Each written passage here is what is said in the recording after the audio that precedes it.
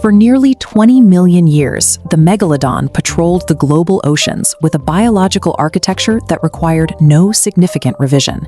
It functioned as a specialized killing machine, dominating every ecosystem it touched.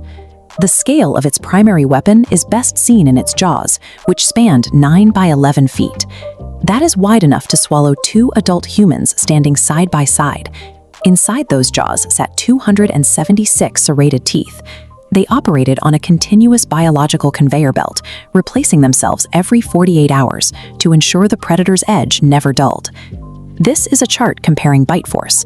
A human bites down with about 1,300 newtons of force. A great white shark hits 18,000. The Megalodon exceeded 180,000 newtons. This hardware meant that even the densest bone offered no structural resistance against an attack. For millions of years, no other creature could successfully challenge it for dominance, creating a biological status that appeared untouchable. But pushing physical limits to this extreme comes with a hidden and enormous physical tax. Simply existing at this mass means basic survival stops being a natural reflex. Navigating the water column turns into a precarious engineering equation where every movement must be calculated. To keep this biological machine running, the Megalodon had to meet a massive daily caloric quota, a mathematical requirement that would ultimately doom the entire species. The enormous scale of these predators was driven by environmental pressures, specifically a principle known as Bergmann's rule. In cooler ancient oceans, animals evolved a larger, 60-foot muscle-dense body mass to effectively retain and conserve internal heat. While this allowed for thermal survival, it fundamentally trapped the Megalodon into a permanent, massive energy requirement that could never be lowered. This visualization shows the daily math required for that survival.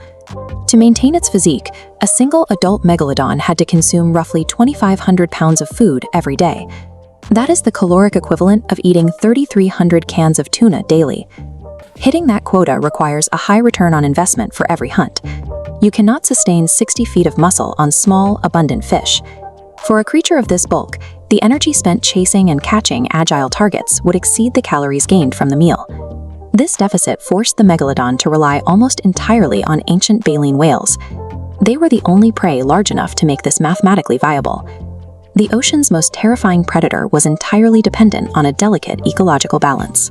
It required an uninterrupted supply of one specific type of prey to keep its biological ledger in the black. The bill for that dependency came due when global climate shifted. Ocean temperatures dropped, and the warm habitats the Megalodon relied on shrank. As the waters cooled, the baleen whales adapted. They migrated toward the freezing poles to find new feeding grounds. The Megalodon, restricted to warm water by its own thermal biology, could not follow. This exposed the fatal vulnerability of its specialized design. Its massive bulk left it without the agility to pivot to smaller prey. The extinction of the Megalodon unfolded as a slow, mathematical starvation event. Meanwhile, smaller, highly adaptable competitors arrived. Ancestors of the great white shark had significantly lower caloric needs, an efficiency that became a massive advantage when food grew scarce. Ancient killer whales also thrived in this new environment, proving that when the rules of the ocean change, size is no longer an asset. The overwhelming mass and extreme power that once made these giants untouchable were the exact vulnerabilities that caused their extinction.